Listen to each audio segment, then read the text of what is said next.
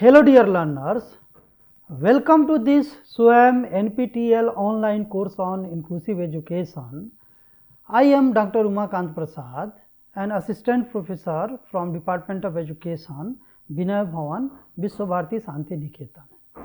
This is week 3 and today we are going to discuss lecture number 13, that is exceptional children, meaning, concept and types.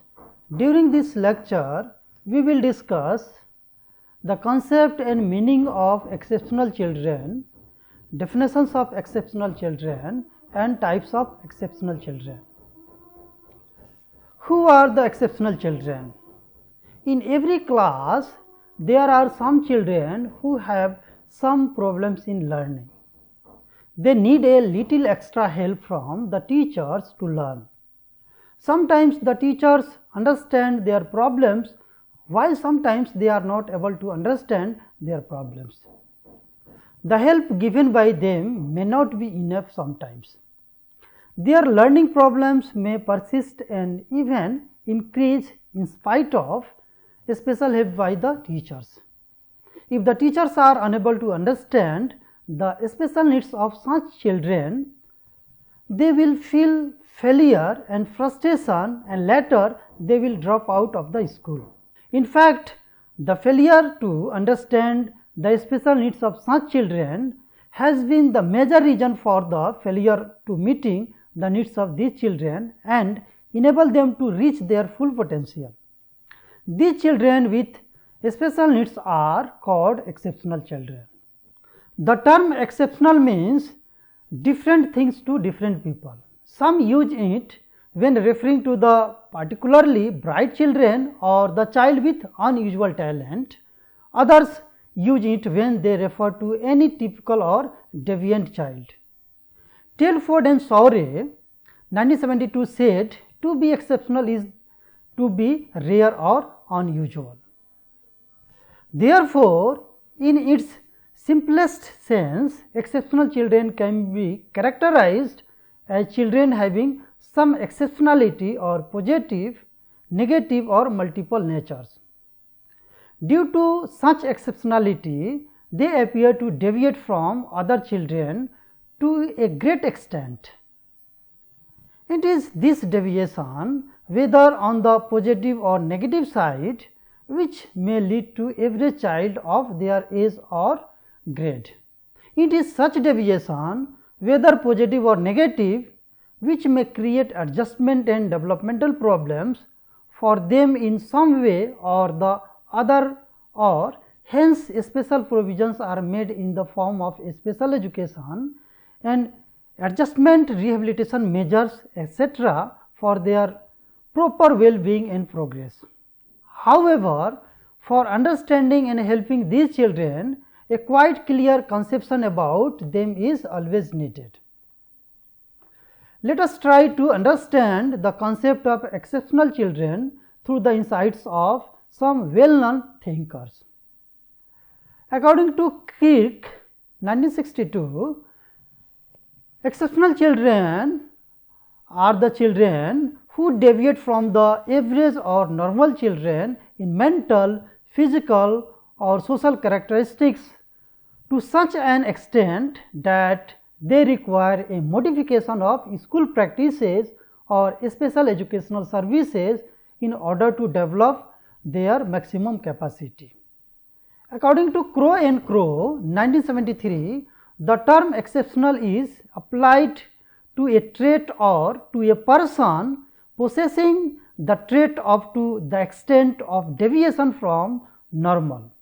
Possession of the trait is so great that because of it the individual warrant or receives special attention from his fellows and his behavior responses and activities are thereby affected. According to Telford and Shorey 1977, the term exceptional children refers to those children who deviate from the normal in physical, mental, emotional or social characteristics to such a degree that they require special social and educational services to develop their maximum capacity. According to Cruikshank 1974 also holds similar view when he defines an exceptional child as a child who deviates intellectually, physically, socially or emotionally so much from what is considered to be normal growth and development that he cannot receive maximum benefit from regular school programs and requires a special classes or supplementary instruction and services. All children traditionally labeled as exceptional fall under this broad definition, which includes those with disabilities as well as those with giftedness or special talent. An analysis of these definitions indicates the following key facts about exceptional children. They deviate significantly from the average in one or more areas, that is intellectual, physical, emotional or sensory.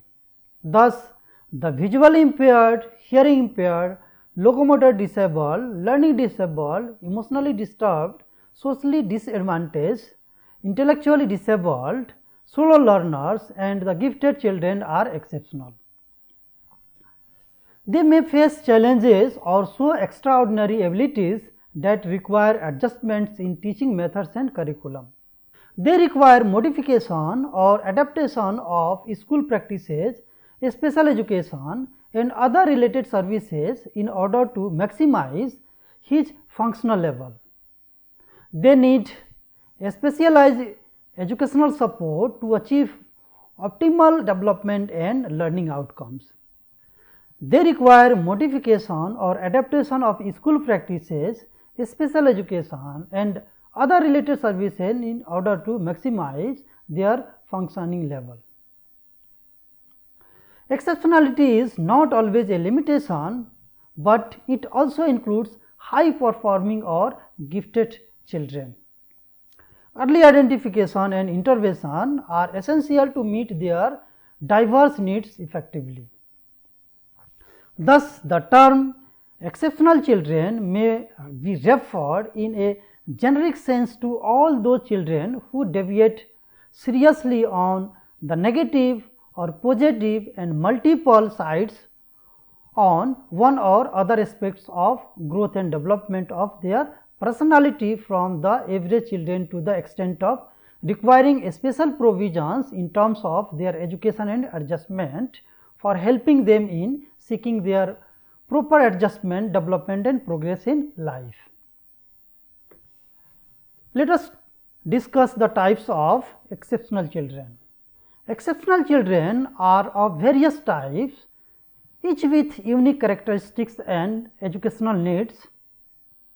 The types of exceptional children are as follows: children with hearing impairment, children with visual impairment, children with intellectual disabilities, children with learning disabilities, children with locomotor disabilities, children with emotional disturbances, children with multiple disabilities, gifted children, etc.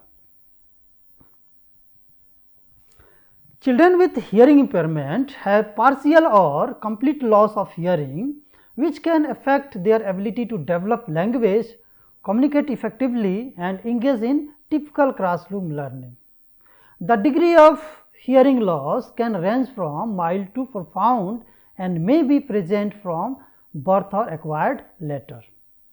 Under the Rights of Persons with Disabilities Act 2016, hearing impairment has been classified into two categories. First one is deaf, that means persons having 70 decibel hearing loss in speech frequencies in both ears. Second one is hard of hearing, which means person having 60 decibel to 70 decibel hearing loss in speech frequency in both ears. The Act introduced another category related to hearing loss, that is speech and language disability, means a permanent disability arising out of conditions such as laryngotomy or aphasia affecting one or more components of speech and language due to organic or neurological causes. Children with hearing impairment need hearing aid auditory training, cochlear implants or sign language and more of visual cues in the teaching learning situation. Services of audiologist, ENT specialists, special education and other supportive aids and services might be required for them. The special needs of such children differ depending upon the type and nature of hearing loss. The quality of previous training received in the home and preschool centers as well. With the right accommodation such as sitting near the teacher, visual aids and inclusive teaching methods, they can actively participate and succeed in the mainstream or special educational settings. Children with visual impairment. Children with visual impairment experience partial or total loss of vision, which affects their ability to see and process visual information in a typical way. This may include low vision, where some sight remains, or complete blindness. According to Rights of Persons with Disabilities Act 2016, visual impairment was broadly categorized into two categories.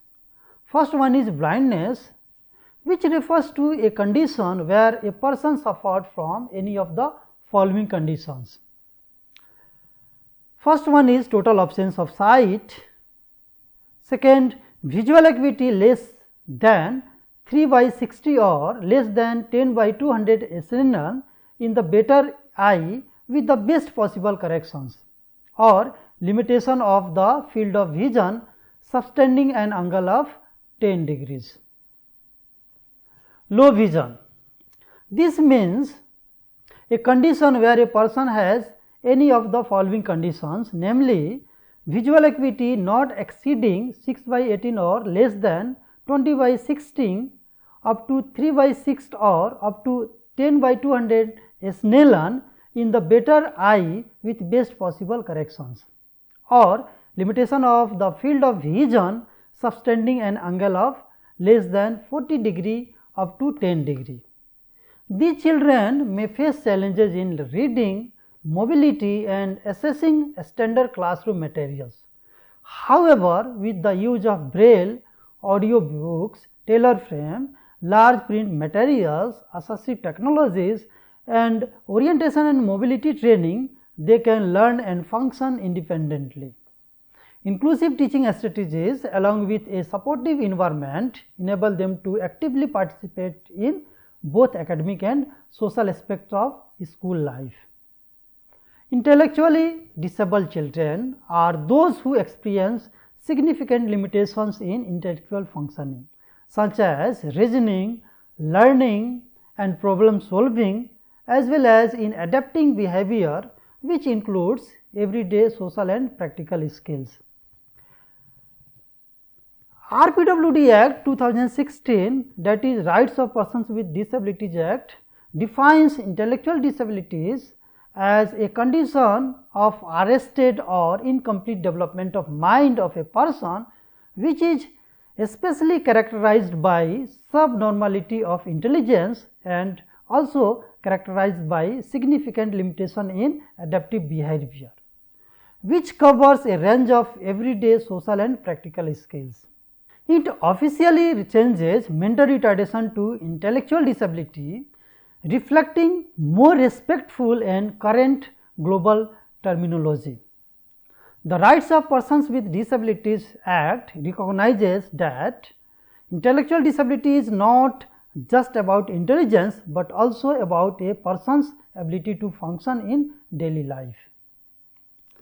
This condition is developmental in nature and it appears before the age of 18 and can result from genetic factors like Down syndrome, prenatal issues such as mental infections or substance exposure, or in complications during or after birth.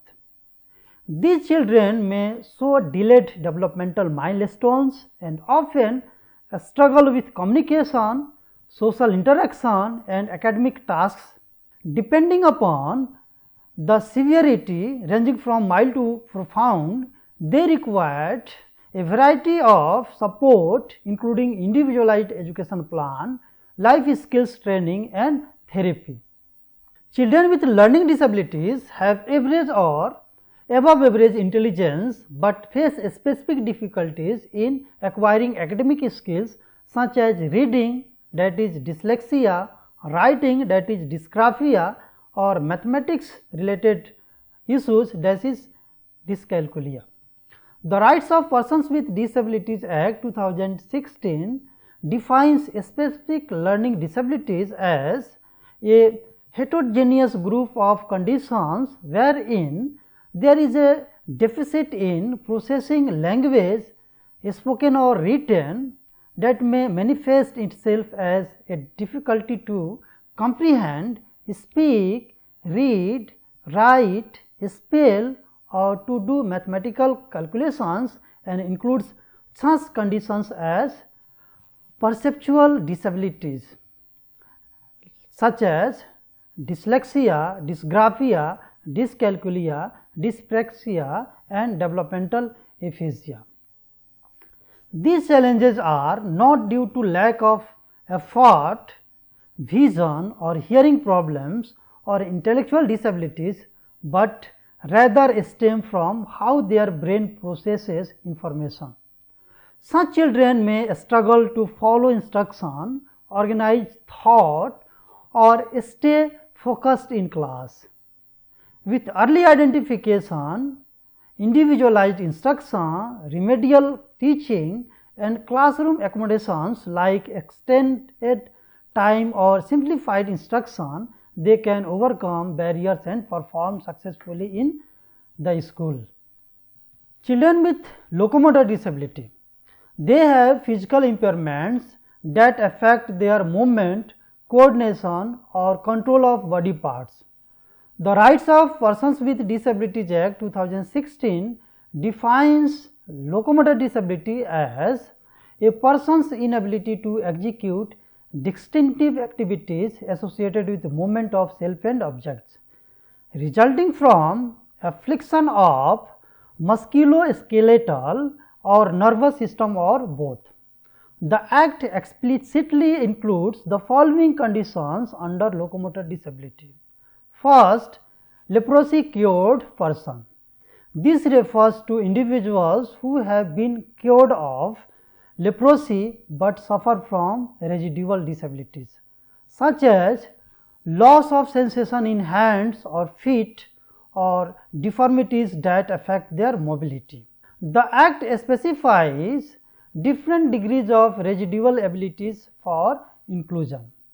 Cerebral palsy, a group of non-progressive neurological conditions affecting body movements and muscle coordination caused by damage to one or more specific areas of the brain, usually occurring before, during or shortly after birth. Dwarfism, a medical or genetic condition resulting in an adult height of 4 feet 10 inches, that is 147 centimeters or less. Muscular dystrophy, a group of progressive genetic disorders that cause muscle weakness and overall loss of muscle mass. It is progressive condition, meaning it worsen over time. Acid attack victims, persons disfigured due to violent assault by throwing of acid or similar corrosive substance. The physical disfigurement and damage often lead to severe locomotor impairments. These children may face difficulties in walking, using their hands or maintaining balance and posture, which can affect their participation in classroom and playground activities. However, with the help of assistive devices like wheelchair, walkers or braces, psychotherapy and supportive classroom environments such as barrier-free access and modified furniture, they can engage in learning and social activities alongside their peers. Children with emotional disturbance, They face significant challenges in behavior, emotions and social interactions that go beyond typical developmental variations. These disturbances can affect a child's ability to learn, build relationships and function effectively in a school environment. The most widely accepted educational definitions for emotional disturbance comes from the Individuals with Disabilities Education Act IDEA in the United States. According to IDEA, emotional disturbance means a condition exhibiting one or more of following characteristics over a long period of time and to a marked degree that adversely affects a child's educational performance. First one is an inability to learn that cannot be explained by intellectual, sensory or health factors. This means the child's learning difficulties are rooted in emotional or behavioral issues, not in a low IQ, vision, hearing problems or physical illness. The second one is an inability to build or maintain satisfactory interpersonal relationship with peers and teachers. This can manifest as social withdrawal, frequent conflicts, difficulty making friends or a lack of appropriate social skills.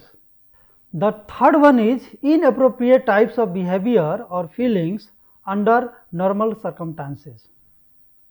This is a broad category encompassing actions or emotional responses that are significantly outside what is considered typical for the child's age and situation. This could include external behaviors like aggression, deficiency, hyperactivity, impulsivity, non-compliance, property destruction, internal behaviors like excessive fear or anxiety, social withdrawal, extreme shyness, crying spells or appearing persistently sad or lethargic.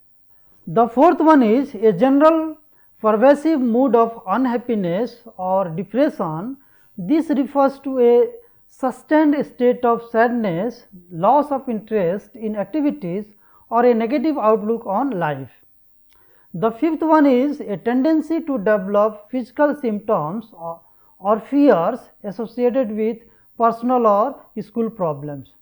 For instance, a child might frequently complain of headaches or stomach when faced with school related stress or problems, or develop phobias tied to specific school situations. Children with emotional disturbance is a term primarily used in educational system to identify students who require special education services due to persistent and significant behavioral or emotional challenge. It is important to differentiate it from a clinical mental health diagnosis through a child with emotional disturbance may also have the clinical diagnosis. Children with multiple disabilities. Children with multiple disabilities refers to individuals who have a combination of two or more disabilities that significantly impact their development, learning and daily functioning. The effect of these combined disabilities is often are profound and complex than the sum of the individual disabilities. The Rights of Persons with Disabilities Act 2016 explicitly includes multiple disabilities including deaf blindness as one of the 21 specified disabilities. The Act defines multiple disabilities as more than one of the specified disabilities including deaf blindness, which means a condition in which a person may have combination of hearing and visual impairments causing severe communication, developmental and educational problems. The interaction between multiple disabilities often creates challenges that are far greater than what is expected from each disability in isolation. For instance, a child with both visual and hearing impairments, that is deaf blindness, faces immense barriers in communication, mobility and accessing information, requiring highly specialized support. Educating children with multiple disabilities is highly complex and requires an exceptionally individualized and collaborative approach. Under the Rights of Persons with Disabilities Act 2016, these children are entitled to individualized education program, transdisciplinary team approach, early intervention, accessible environment, inclusion in the least restrictive environment, and highly specialized instructional strategies, that is multisensory approaches, augmentative and alternative communication, functional curriculum, repetition and consistency, assistive technologies, etc. Gifted children. Gifted children, also referred as gifted and talented students, are a category of exceptional children who demonstrate significantly advanced level of aptitude or competence in one or more areas such as intellectual ability, creativity, leadership or the arts. Their learning needs are often exceed the standard classroom curriculum, requiring specialized educational strategies to help them reach their full potential. Gifted children have unique educational needs that, if not met, can lead to boredom, frustration, underachievement or behavioral issues. The National Education Policy 2020 recognizes the importance of identifying and nurturing gifted children across the country. It emphasizes the need for differentiated instruction and customized curricula that align with their advanced learning abilities. The policy advocates for acceleration and enrichment opportunities such as access to advanced coursework, independent projects and participation in national level competitions like Olympiad. It also proposes the establishment of specialized school and programs for students with exceptional talents in areas such as science, mathematics, arts and music. In conclusion, we can say exceptional children include those who deviate significantly from the average or typical child in terms of physical, mental, emotional or social characteristics. They may have disabilities such as visual or hearing impairments, intellectual or learning disabilities, emotional disturbances or physical challenges. On the other hand, they may also be gifted or talented, exhibiting exceptional abilities.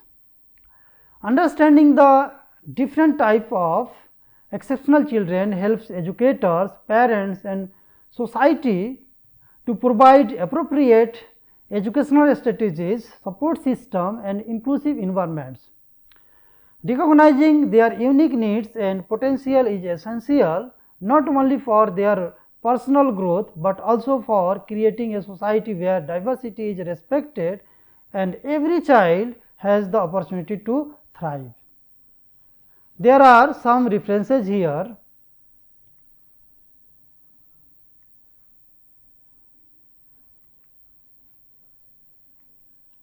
Thank you.